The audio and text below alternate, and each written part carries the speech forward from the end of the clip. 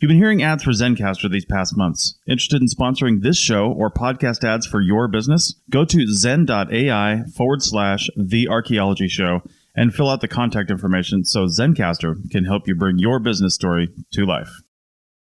You're listening to the Archaeology Podcast Network. This is the CRM Archaeology Podcast. It's the show where we pull back the veil of cultural resources management, archaeology, and discuss the issues that everyone is concerned about. Welcome to the podcast.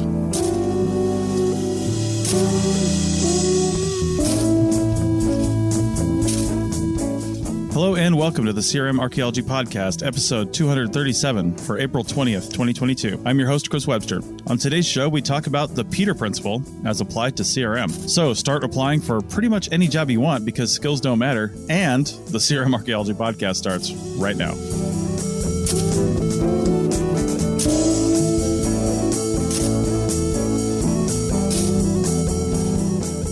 Welcome to the show, everyone. Joining me today is the great state of California. No, it feels like that, but we've got Andrew in California. Hey, what's up? Heather in California. Hi, everyone. Thanks for listening.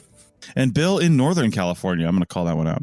It's still part of the same Golden State. It still is. It still is. And then finally, Doug in Scotland. I can't believe I'm representing the rest of the U.S. like 4,000 miles away. Right. In sunny Scotland. No pressure. Actually, no pressure. we do have sun today. Oh, cool. Yeah, Nice. It's rare. It's nice. Well, hey, for the first time in a few months, I'm not in California. I'm actually up in Oregon. So I'm with you there, Doug. I'm not one of the California mafia. So. Okay. Well, as we've mentioned in the past, we are taking turns on organizing show topics for this show. And this week it's Doug's turn. So Doug, why don't you introduce our topic today? Yeah. So the topic is the Peter Principle or Peter's Law. Depends who you talk to. And originally it was meant to be satire. So it's a bit, sometimes it can sound a bit over the top when they say things like you rise to your level of incompetence. But since it came out, there's been a lot of studies that have actually basically backed it up. And like all good satire, it's based on fact or real life. Mm-hmm. And essentially what the Peter Principle is that as you go up in a hierarchy in an organization, chances are you're going to be not as good at the next level, just because whatever made you good at your previous skills is probably not going to be as applicable or applicable at all to your next level. And so you may have got a promotion because, let's say you were a really, really good field tech, and then you get promoted to, say, project manager. And of course, project management is a completely different set of skills. And so with the satire, it was all about how like you rise to the point where you're actually pretty incompetent at your work, and then you no longer get any more promotions. But I thought it was an interesting topic to discuss just because, yeah, archaeology is really hierarchical in how we move up in positions, especially in CRM. And I saw a lot of similarities in that, like, as I said, your field tech skills are completely different than, say, a PI skill. I can't actually think of, like, I'm sure you guys can probably think of one, but, like, I can't think of almost a shared skill. Like, if it was a Venn diagram, there might be, like, those tiny little bit of an overlap there. But essentially, it's two different skills. But because CRM is a hierarchy, you basically have to start off with one skill set and then move your way to a completely different one. So I'll leave it at that. I hope that explanation made sense. And I'll toss it over to everyone else. It looks like Bill has his hand up and has some thoughts on this. Oh, yeah. I can't wait to talk about this. So, first I want to say my good thing, which is if you move to those next levels and you learn and adapt, you have a chance to be great and to move to the next level. That's all I have to say that's good, because this explains my entire life. I had never heard of this, and I mentioned it to my wife and in-laws, and they were like, oh yeah, you never heard of that? And I'm just like, no, because for my whole life, I've just actually thought everybody else was an idiot. But the reality is they're not idiots. They're just put in positions where they're just inept.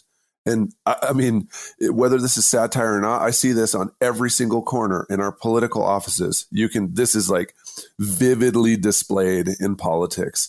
at your own employment, at your own job, you will also see this vividly displayed. And as a professor, it's almost like I'm blinded by how many examples of this I see, right? So, if you've ever been at a job and you've realized that your boss is pretty incompetent and not very good at their job, but they like stay there forever, this is exactly why it's happening, because they're not good enough to move up to the next level, and they're just competent enough to stay at the level where they're at, but they're actually not, they've reached the peak level. And if they don't learn and adjust, then they just stay there and ham things up, for a long time. But then also it's a double-edged sword, because the better they get at their job, they're just going to get promoted to the next level until they finally get to the level where they are incompetent. It's called Peter's Plateau.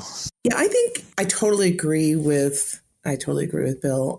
I think, though, and we've talked about this in the past, is that the people that are promoting people, I think a lot of times it's based on a reward system, or it's based on people that are real go-getters that perceive a validation of who they are and what they've done so far as being promoted.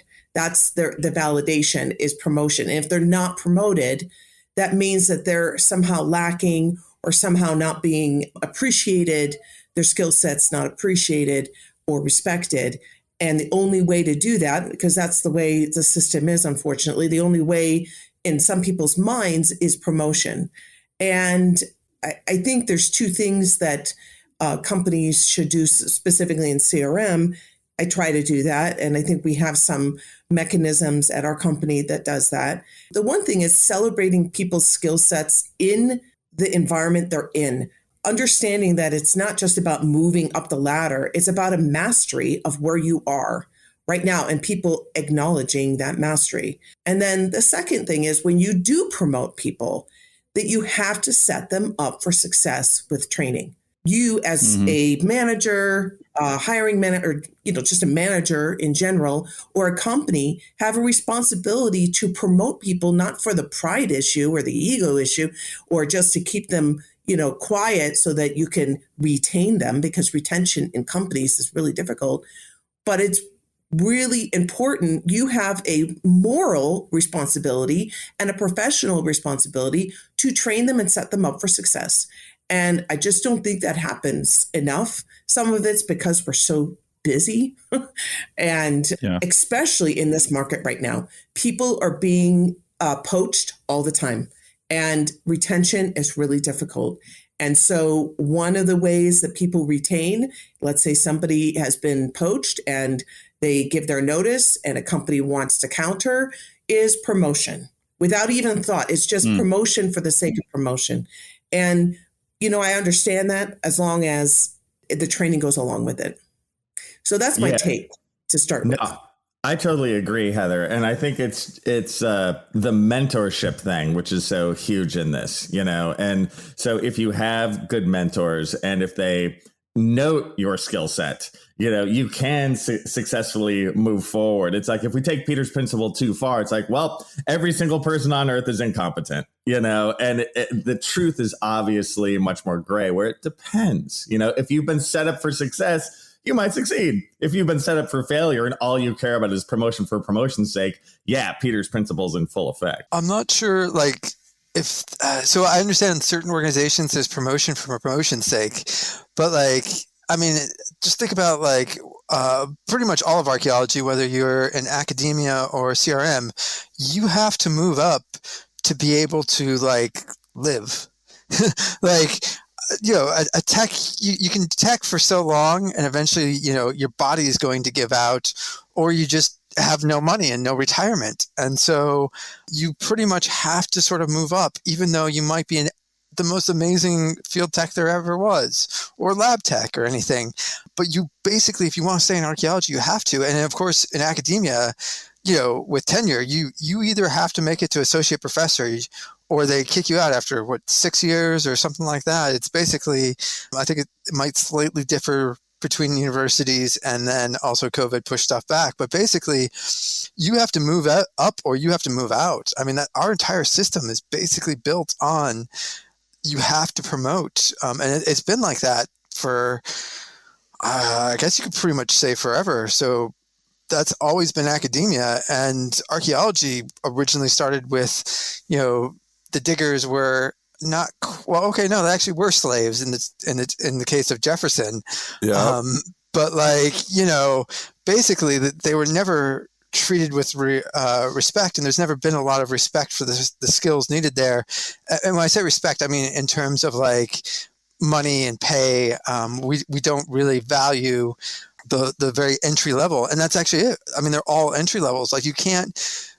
So I do know a couple of companies that will like hire horizontally, bring in someone who's not an archaeologist to maybe be a manager or do something else. Or like sometimes in specialisms, you might get like a geologist coming in to do some geomorphology stuff or things like that. So you do get some sort of sideways stuff. But for the most part, we're 100% designed to go up or out. Yeah, but you know what I would say in the academic world specifically, though, the Peters principle only works if you're like a professor and then you're trying to be a dean. It's that skill shift where it really works. Like, because if you're going like associate professor to full professor, you're still doing your same thing. So I don't think it works there.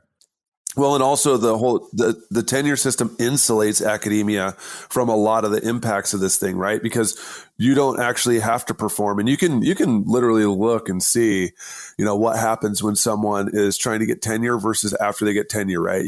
There's very few professors who are continuing to crank on articles, who are still coming up with new proposals and new stuff. They're not always looking for grant money because they got benefits and income coming, and then also they're put into other stuff that's like supposed to try to get them promoted. But, the other thing too with this is like the job hopping thing kind of has to happen, because if you look at any organization, there's only a few people at those higher levels. If you were ever going to have a chance to move to the higher level in CRM or anywhere, you must leave. And then once again, academia is somewhat insulated because it's so hard to find another tenure track job somewhere else that you have way fewer places to job hop from associate to straight up, full professor, or to go from assistant up to associate without having to go through all the ranks. So in academia, it is more of kind of like a ladder where they make you go through these different levels until you jump into the admin side. When you do that, then you have the freedom to job hop and move all over the place, right? So,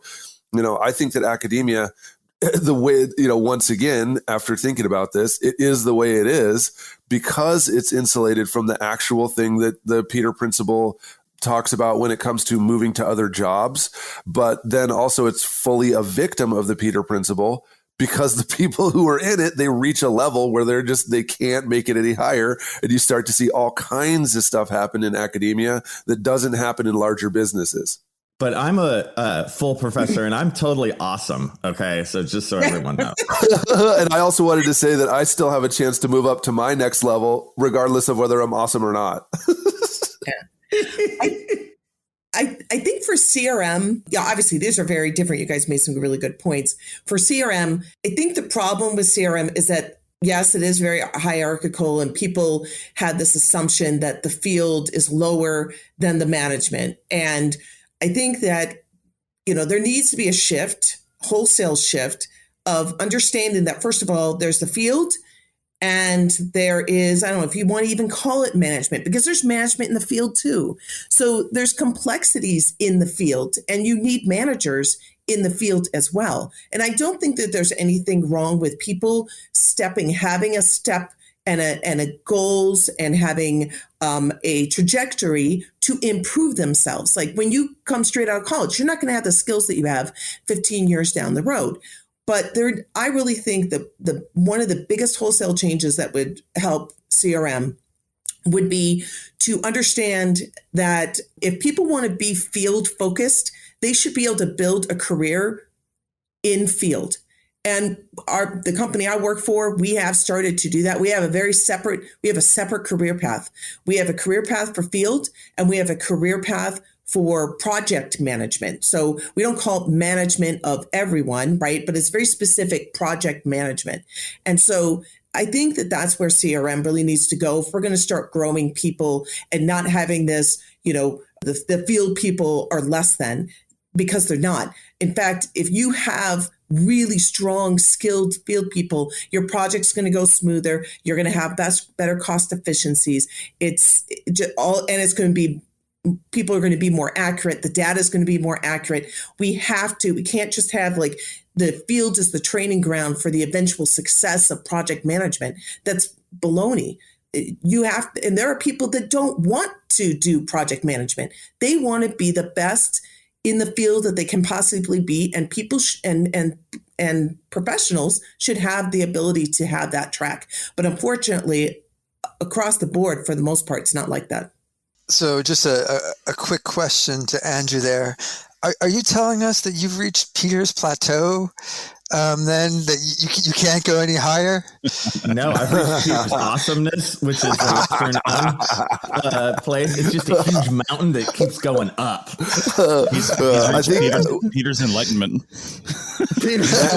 Andrew's saying that just like in Interstellar, there's a tesseract with thousands of multiple parallel awesome lands. Like, so that's what Peter didn't know about. There's a tesseract inside the black hole where when you get there, then you get to relive all the important parts of your life again.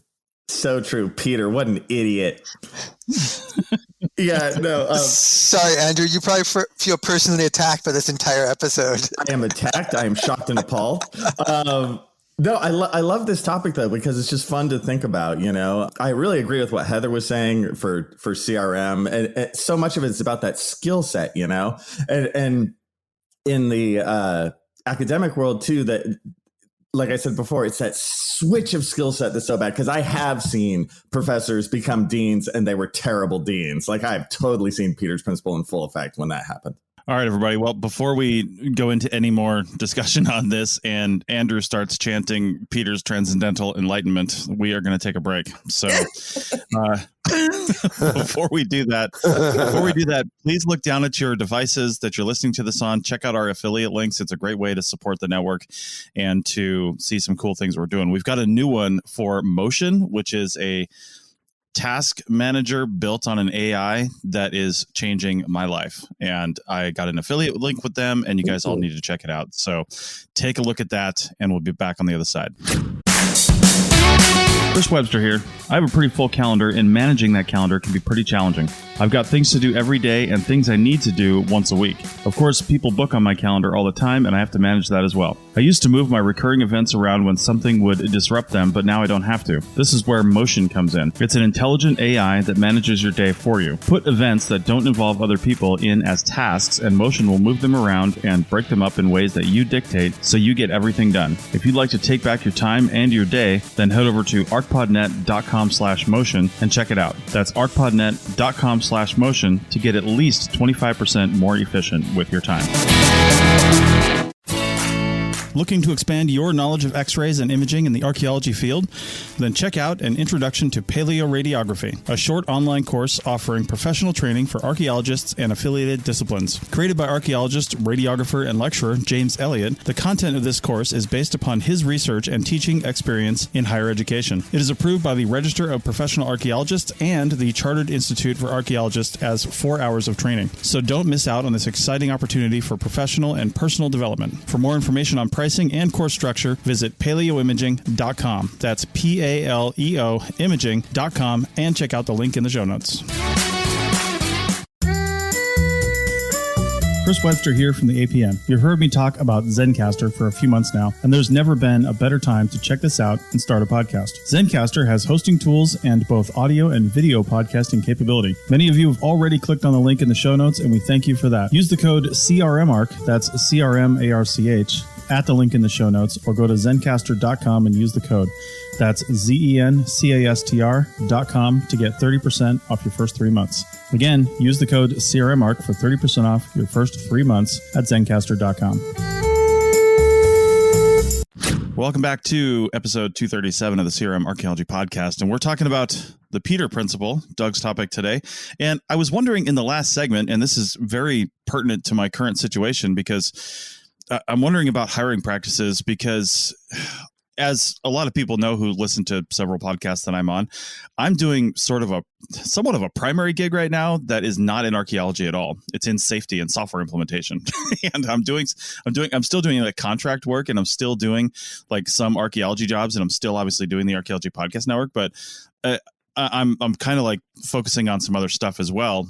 to help pay for all these other things that don't make any money. So I'm mentioning that because there's a position that opened up at this company that I'm really only qualified for because I've been doing the software implementation for about the last 2.5 years. The position actually requires some management experience, which I do have. It requires some other things, and I'm being interviewed for it on Tuesday. They're also interviewing other people, of course, outside the company. This was published wide. It's been sent to corporate headhunters and people like that. Now, this is for a pretty big position, right? It's called a program manager, and it's for all of the Western Hemisphere because we have one in the Eastern Hemisphere in Australia. So it's kind of a big spot, and they're not just like promoting within without doing anything. I don't even think they're allowed to do that, right? So I'm wondering about some of these bigger companies, and I'm really kind of talking to you at this point, Heather.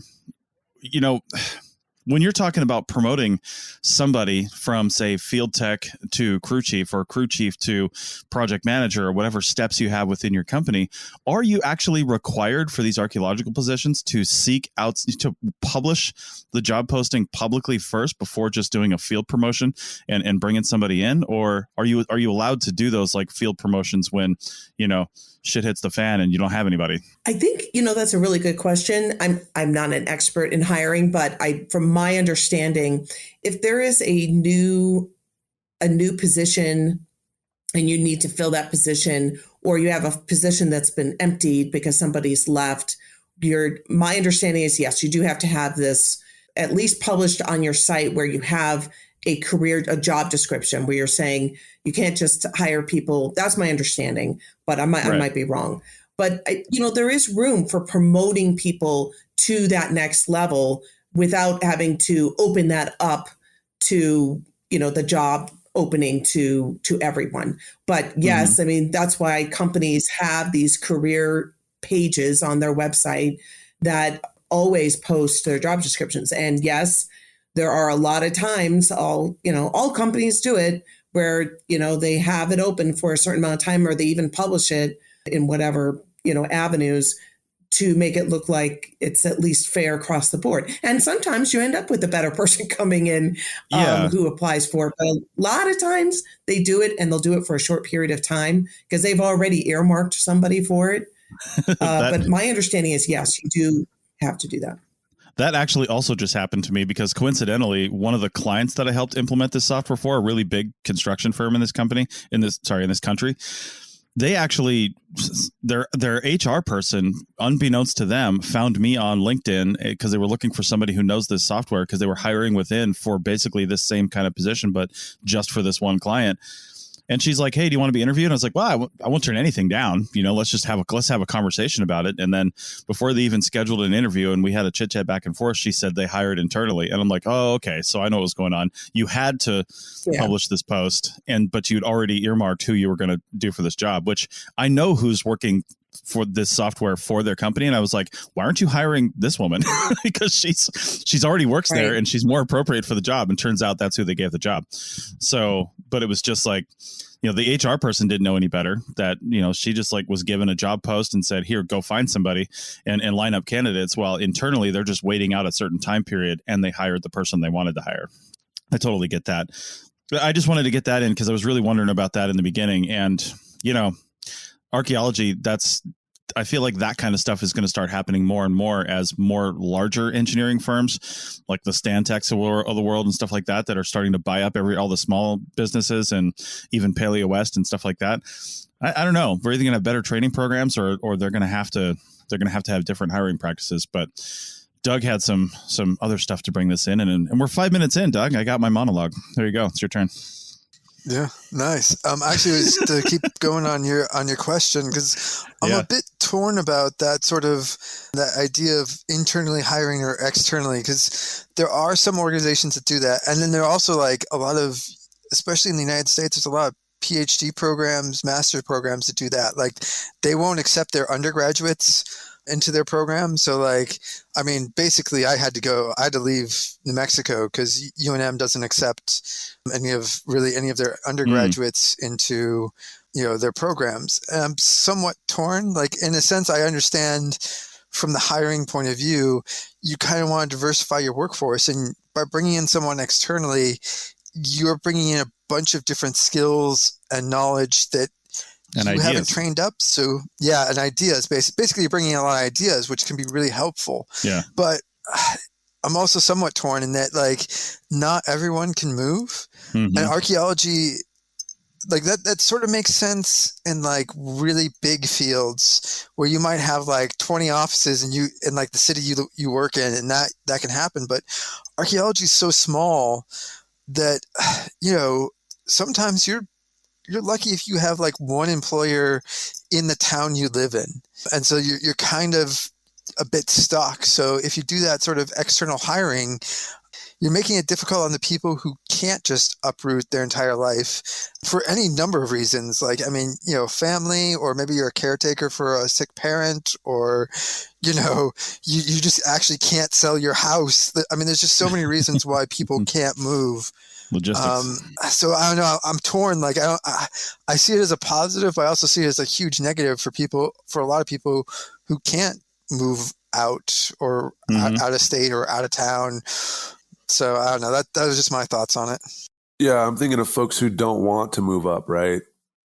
And you know, I work in academia, and there's a lot of motivation to not go higher for some individual. I mean, there's some people who are just looking at straight pay grades and power and all that other stuff, and they're like, man, if I can only level up. But then there's folks like me that are kind of like looking at the next levels, like, you know, I think those people are actually vampires. Like, I don't know if you know that, but like, you know, this is the Lost Boys. And if you join that group, you know, you might be I guess I'm full of the movie memes today, right? So anyway, you join that group, you might become a vampire.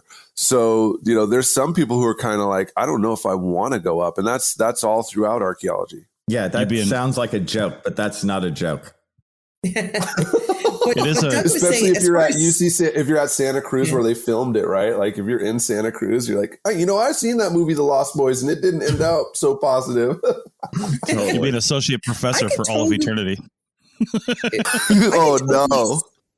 I can totally see academia, you know, it's for what Doug was saying, it's definitely more difficult to really uproot. I mean, in order to move to another university, you are moving. In CRM, my experience is in markets like, let's say, LA, you know, larger markets where you have a lot of companies, there is a lot more movement. Now, if you go to an area that's kind of rural, you know, they don't have the luxury of opening. I mean, they can open it up, but if you're trying to pull people from other areas and you're expecting them and you only want to hire from outside, you better be ready to pay a lot of money. I mean, because people have to uproot their families. So generally that doesn't happen if you have a CRM company that is, you know, inside or, you know, exists within a lower population area. So I don't think it's as much of an issue for CRM. If they did do that, I could definitely see it would be an issue. And since CRM doesn't, you know, for the most part, doesn't usually want to pay those, you know, big dollars, I've never heard of that kind of a requirement. Yeah, you guys, we've mentioned this many a time in the podcast, but with the software we use, we have like these comment things. Well, not comment things. We have a chat box that we're able to put in some different comments in. And Bill had dropped in that he hopes that we won't be hiring managers who haven't ever been in the field. I have to say, I kind of think we should.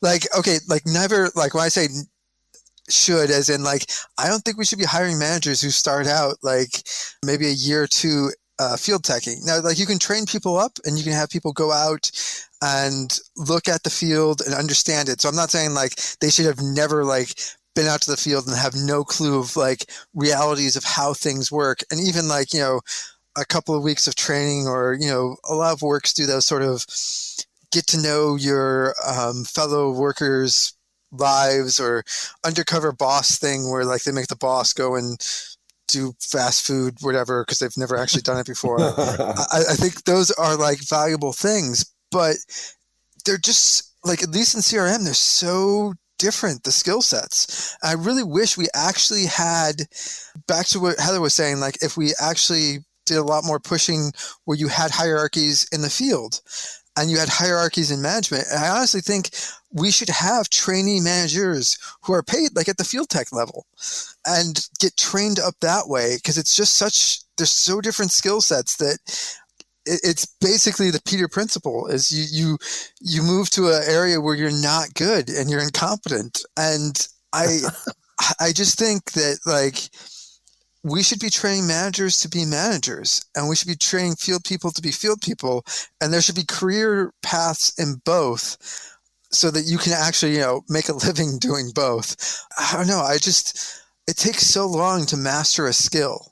I mean, okay, some people are like born with it and are instantly good, but in a lot of cases, like, if you had someone who like started out as a field tech, they may be absolutely horrible at it, lose their job, but actually they would make like the best PI that you've ever seen. So I don't know. I'm probably reading too much into Bill's comment there, but I'd have to say, like, other than like some occasional get to know like the work conditions sort of training, I honestly think most managers shouldn't come from the field tech. Yeah, I mean, I'm going to have to disagree with that, only because of the reality that we live in, because the people who are being trained to be managers in CRM, if they don't ever go out there and dig shovel probes or look at artifacts and stuff like that for, I'm saying more than 1 year, then they end up being like these folks that cruise through with their PhD or MA because they finished with their BA and they did like a couple weeks with the Forest Service, and then they marched through, they got their MA, and now they're getting hired. Like if we just took them because they had an MA and just gave them a field director spot over these people who have 5-8 years of boots on the ground service, then you end up with Peter Principle, like the most gleaming example you could ever imagine if those people don't adapt really quick. Or even worse, the folks who got a PhD who like thumb their noses the whole time at CRM for their entire education. They've cruised through from 5 years old to, almost 30 years old with just only school. And then they're being given, project director positions and field director positions because of their, 6-week dissertation that they did in New Mexico or whatever. Like those are the kind of people who would end up sliding right into that management class. And seriously, if they have never been a tech, if they've never been a project director, I agree with the whole training system of getting folks to be managers. And Doug, you're exactly right. I wish that thing existed, but for right now, you're stuck with like me in universities, and I'm one of the like only people in my department who's done more than 12 months of CRM ever in their entire career, right? And so like, we just don't have that. Professors aren't chosen because of their experience in CRM or their experience really at all. And, those are the people who are training your next generation and giving them MAs and PhDs. So I would hope that stuff's changing somewhere else, but we really don't have a pathway for that hybrid kind of anthropology, archaeology, management system yet. So I sympathize and I see where Doug's going. I also agree with Bill. So, I was talking about like our company, we do have 2 different branches. So you can have satisfaction and you can find fulfillment and progression within both the project management and the field experience. We start off and branch out. So we start off together. People are they're learning together at the same time. And so that gives people the opportunity to understand whether or not where they want to go. Sometimes people go in and they think, oh, I want to be project manager right off the bat.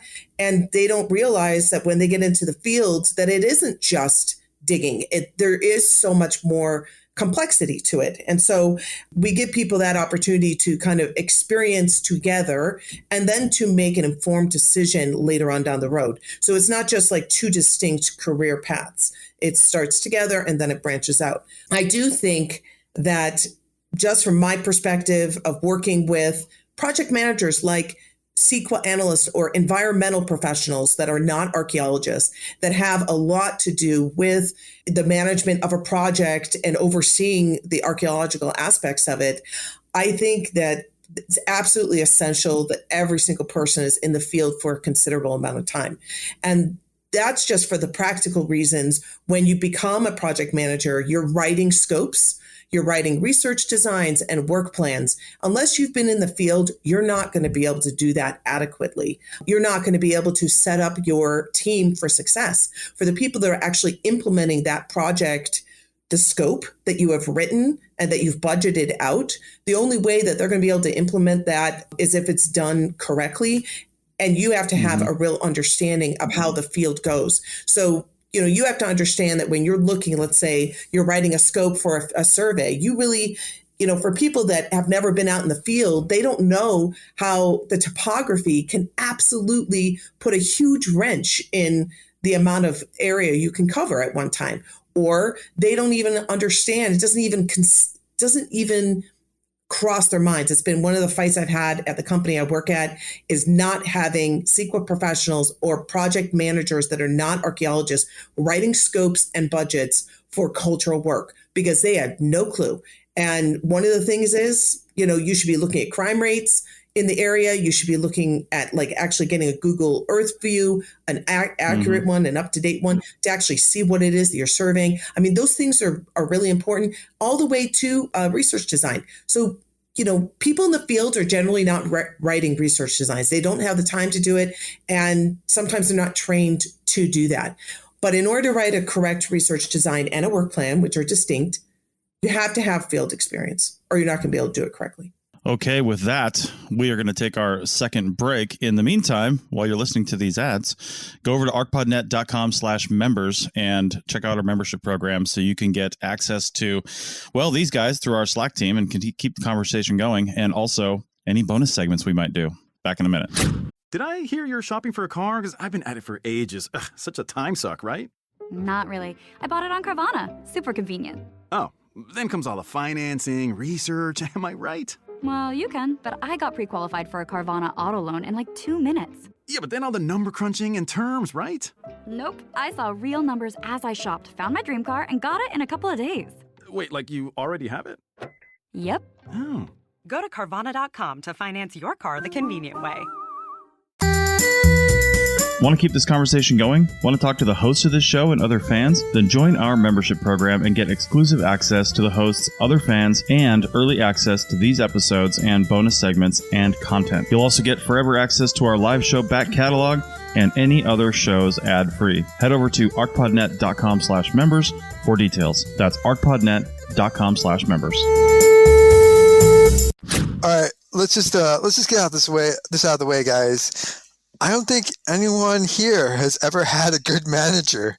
Like what you're describing, Bill, of incompetent people getting into those jobs, because you're looking at how you've seen CRM work, which is incompetent people get into those jobs. But my point was if you're actually hiring people for project management skills, all those things you described, a cocky person with a PhD or an MA thinking they know shit and they don't, with no experience, those are the people that make horrible managers. If you are actually hiring people on a management skill level, those are not the people who are going to become managers. And yeah, I think, Bill, you've just never had a good manager. So you have this picture in your mind of of what those what sort of people would get hired. And I should say, if you're hiring, this is a problem with hiring, but you should be hiring people for their management skills. And anything that you've described are not good management skills. And I know this debate. I realize it's not perfect, but to Heather's comment about having to know know the physical limitations, I kind of again feel that that's a problem with how we've always done CRM, which is not good management, which in the sense is, you use your experience and then that's how you build your bid or your project design. You've basically gone through 5 or 10 years and that okay, actually it's realistic to dig, only 3 shovel pits and through solid rock and over a day or something like that. So that's a built up skill set. But if you've had good management, a good manager is someone who would actually go out and talk to the people on the coalface, as it were, and be able to gain that information without ever having that experience. So one of my current employers, so I never knew him when he was an archaeologist. So I don't know if he was a really good archaeologist or not, but he's a much, much better management and admin person. And so we do projects where I do a lot of web development. And he has never done any web development other than like some HTML on like a blog a while ago. So he has no idea. But we bid successfully for projects because essentially he comes to me and he says, what is a realistic time to do this?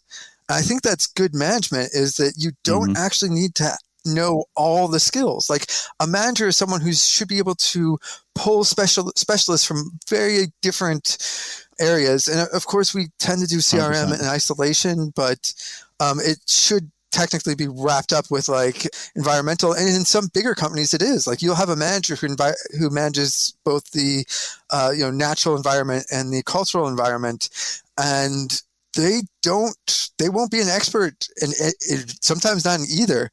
But if they're able to go and talk to people and be able to gain that information and know where to look for that information. So it's a skill of being able to look and find that information to make successful projects without like killing people from heat stroke and overwork and everything. I mean, you guys all know, we've all gone through the horror stories of bad projects and bad plans.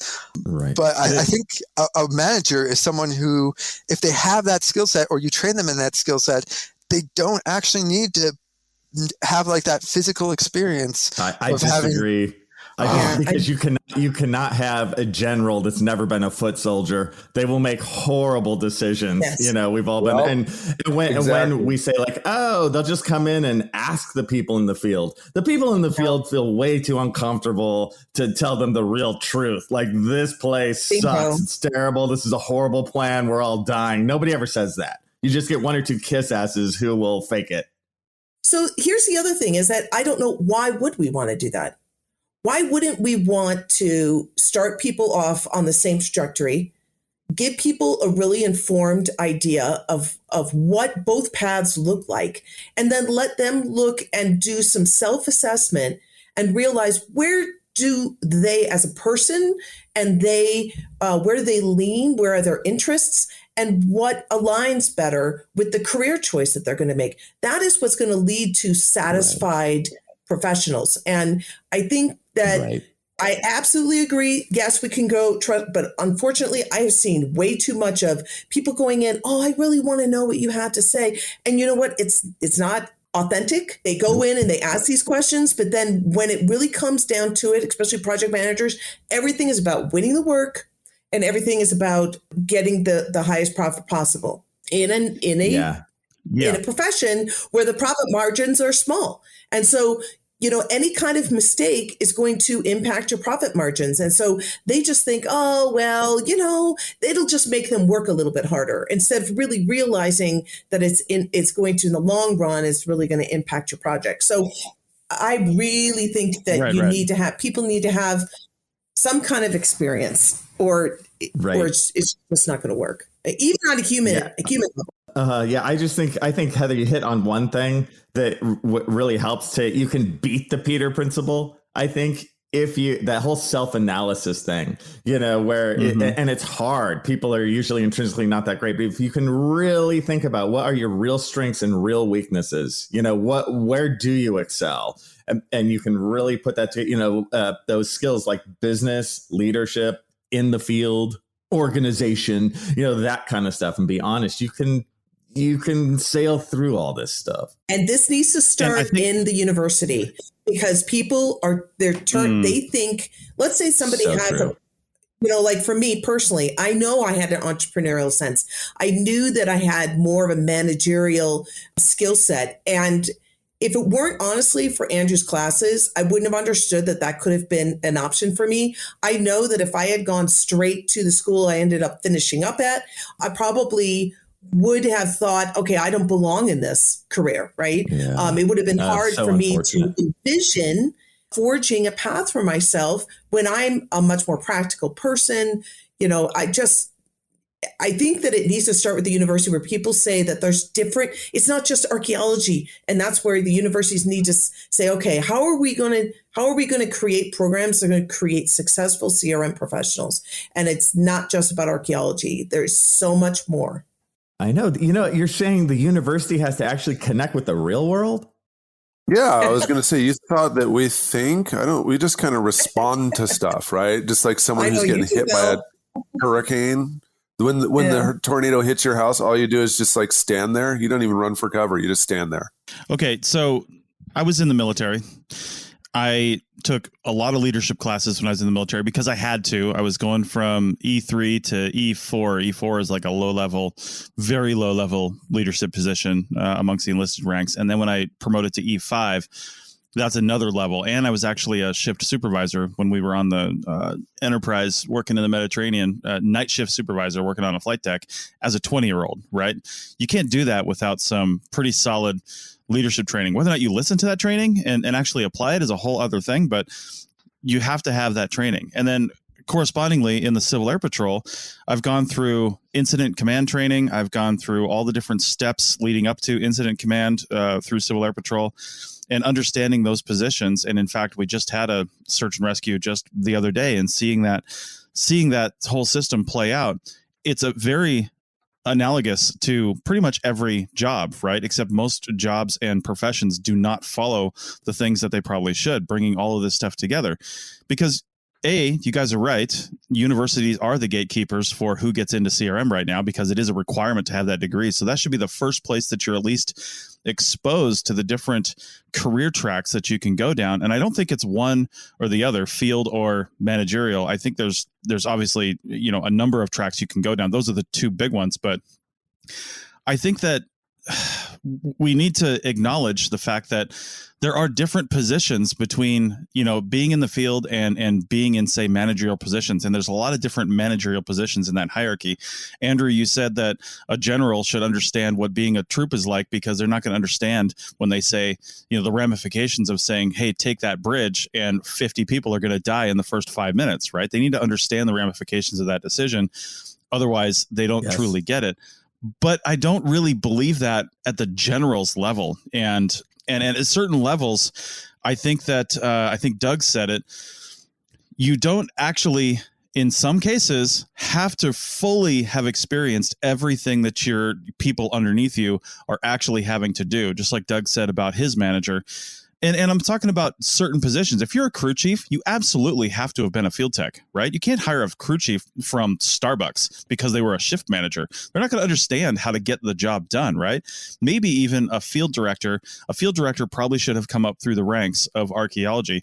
But you start getting into project manager, you start getting into business developer, which is a position at companies probably like Heather's. And that's tangent. That's lateral to like principal investigator. Like a business developer should have an MBA. A business developer should be somebody who knows how to negotiate contracts, can talk to the people under them and say, what is the time frame this is going to take, and get an accurate estimate to be able to bid on projects and win work. This is a business. This isn't, some, we're doing this to write papers, although we should be, but this is a business. And in some cases, you have to hire the right people in those positions, and they may not come from the bottom. Okay, one thing, and I agree with you in some ways, but what about, there's one element that's really important, and that's the research design. How does somebody who's not an archaeologist, who's not a practicing archaeologist, write a proper research design? Because that's not something that field people do. That's something that a project manager does in CRM. Right. Okay, a couple of comments. One, I'm going to argue the point. We actually don't have our generals be field troops. Like we literally, so in the United States, there are 3 academies for the officers. Mm-hmm. And most people who make the rank of general were not enlisted. They were not foot soldiers. A vast majority, I don't know, probably 90-95% of all our generals definitely were not foot soldiers or admirals or wing commanders or whatever branch of military you're in. We do not do that now. And yeah, I mean, we literally train all of our officers. Well, not all of our officers, but most of them are trained. They jump ahead. They're put into a different sort of training than what you do for your cannon fodder. And I'm going to go back and just say, like, everything you guys have described, all these problems, is bad management. and also bad organization. So I know I get your point, Heather, like it's managers who currently now write project designs, but that's because that's how we've always done CRM. We've always had design, like research design. There's There's a difference between a work research plan design and a research design. Okay. I just want to make sure we're talking about the same thing. Yeah. Sorry. But also like that in itself is a skill set. And unfortunately, like CRM is just too small of companies, but you probably should have like, that's a different skill set as well for management. They just get put in there because you're in the office and that's what it's thought. But like, again, I'm just thinking everything you guys are saying just sounds like bad, horrible management to me, as opposed to a reason why you should start out as a field tech and then follow Peter's principle until you become either a PI or how many people are not going to make it there. I know what you guys are saying, but Are you saying then that we should have non-archaeologists as project managers of archaeology? First of all, I think that is a problem, because then I've seen this happen. I see it happen all the time. Larger environmental companies that have a cultural component or a cultural practice underneath the umbrella of an environmental company try to do this all the time, and it doesn't work. And I don't understand. I understand what you're saying, Doug, but why aren't we then going out and trying to, I said this on the podcast before, why aren't we trying to attract not just people that are attracted to the field aspect of archaeology? Why aren't we trying to pull people in from the university, attracting different types of people that have that more of a managerial tendency, and then also people that are field oriented, so that we're bringing people up still with a theoretical understanding, still within the milieu of archaeology, but are able to take these different trajectories. The last thing I want a project manager who's focused on project management, which in our society, that's what we're doing now. We are customizing education to very small niches. And so now we're going to have somebody who's a project manager coming in and managing an archaeology project, which I think is really not a good idea. I think we need to have specific trained archaeologists that are then pushed into the project management concept. Now, as far as military goes, I understand what you're saying about the military, but my son is ROTC. And for the military candidate, he had a choice to go either West Point or ROTC, and he picked ROTC. The reason why was because he specifically said that he wanted to have that experience from the enlisted. So in ROTC programs, part of your cadre and the people that are teaching you are people that are non-commissioned officers that came up through the enlisted ranks. And I think that definitely, it makes a much better leader. And that is why, and I'll just, nothing against the academies, because I'm very supportive of that. And I would have been supportive if my son had decided to go to West Point, but it is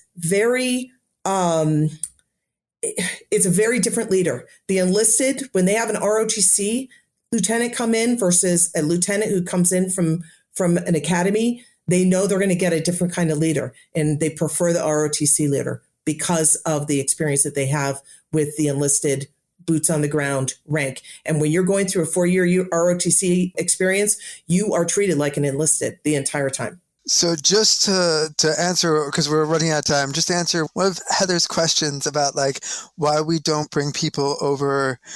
It's because like pretty much all of our leadership has hit the Peter principle.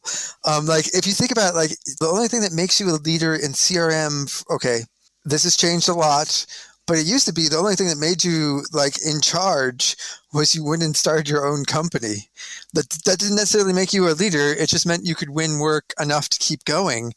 And so we don't actually have any sort of leadership training courses or cadets, or like even our universities don't train people to be leaders in CRM or leaders in anything. So I agree with you. That needs to change.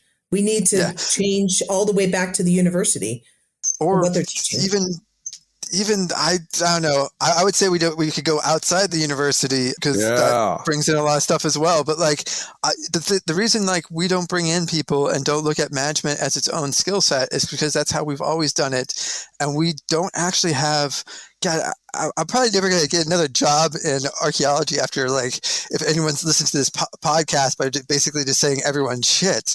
And there are some good leaders out there, but like, honestly, like our CRM archaeologists and the people in management don't think that way. And usually it's because, that's not what they've been trained, and we don't actually have a lot of people that look strategically about or move outside of how we've always done things. So we're talking the same language here. You're just talking about the way it is now, and I'm talking about the way it could be. But we're both saying the same thing. With that, we need to wrap up this podcast, and I think we are going to have a segment 4 bonus content for members of the Archaeology Podcast Network. We're going to continue talking about this just for a quick segment, maybe not quick. Hopefully it's quick because we have lives, but we're going to do that. If you want to hear this, go to ArchPodNet.com/members, and you can join us. It's $7.99 a month, or I think you get 25% off if you do it annually, which is a pretty good deal. And you can hear this on your member pages. If you already are a member, you can continue talking about this on the Slack team. Some of our hosts are over there, and I think some of them are. And we'll just continue talking about this problem because there's a lot to talk about. So with that, we will see you guys next week. That's it for another episode of the CRM Archaeology Podcast. Links to some of the items mentioned on the show are in the show notes for this podcast, which can be found at www.archpodnet.com/CRMArchPodcast. Please comment and share anywhere you see the show. If you'd like us to answer a question in a future episode, email us. Use the contact form on the website, or just email chris@archaeologypodcastnetwork.com. Support the show and the network at archpodnet.com/members. Get some swag and extra content while you're there. Send us show suggestions and interview suggestions. We want this to be a resource for field technicians everywhere, and we want to know what you want to know about. Thanks to everyone for joining me this week. Thanks also to the listeners for tuning in, and we'll see you in the field. Goodbye. Bye, everyone. Goodbye. See you guys next time. Yeah, so I had actually said my goodbye before Chris started, but I realized I was muted. So this is just an awkward, because now I have to do the delayed one. I'm just going to drag this out for a while. But yeah, Chris, I was trying to do something different and say, my line before you got started. But now I'm just going to ramble on for like a good 3-4 minutes. No, you guys all have time to stick around, right? This is where the music fades up.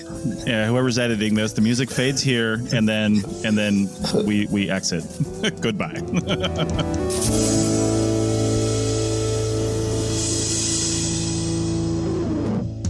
This episode was produced by Chris Webster from his RV traveling the United States, Tristan Boyle in Scotland, DigTech LLC, Cultural Media, and the Archaeology Podcast Network, and was edited by Chris Webster. This has been a presentation of the Archaeology Podcast Network. Visit us on the web for show notes and other podcasts at www.archpodnet.com. Contact us at chris@archaeologypodcastnetwork.com. Thanks for listening. Please consider joining our growing core of members over at archpodnet.com/members. If you liked what you heard, consider leaving a review wherever you're listening to this.